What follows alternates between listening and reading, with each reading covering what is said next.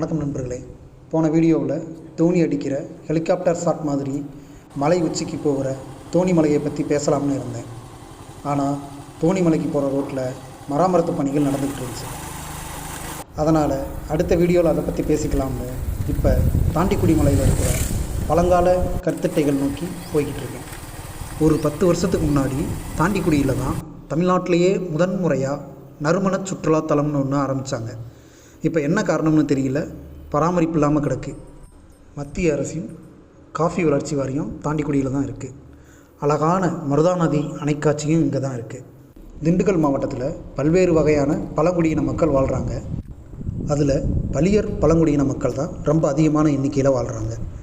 பழங்குடியின மக்கள் அதிகமாக வாழ்கிற தாண்டிக்குடியில் தான் பழங்கால கற்திட்டைகளும் அதிகமாக இருக்குது.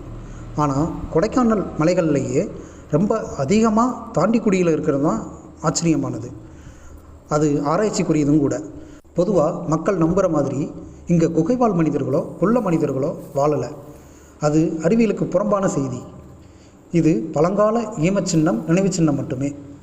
இதுக்கு 100 மீட்டர் தூரத்தில் தான் தாண்டிக்குடியில் முருகன் கோவில் இருக்குது. ஆனால் இங்கே பாருங்கள், தொல்லியல் முக்கியத்துவம் வாய்ந்த இந்த பகுதி குடிகார பார் மாதிரி எப்படி நாறி போயிருக்குன்னு பாருங்கள். இந்த அவலத்தை அந்த ஊராட்சியில் இருக்கிறவங்க சரி செஞ்சால் ரொம்ப நல்லது. ஹில் ஸ்டேஷன் போனால் மன நிம்மதி அடையும்னு சொல்லுவாங்கல்ல. ஆமாங்க, ஒரு முறை நீங்களும் தாண்டிக்குடி போய் பாருங்கள். சத்தியமாக அது உணர்வீங்க.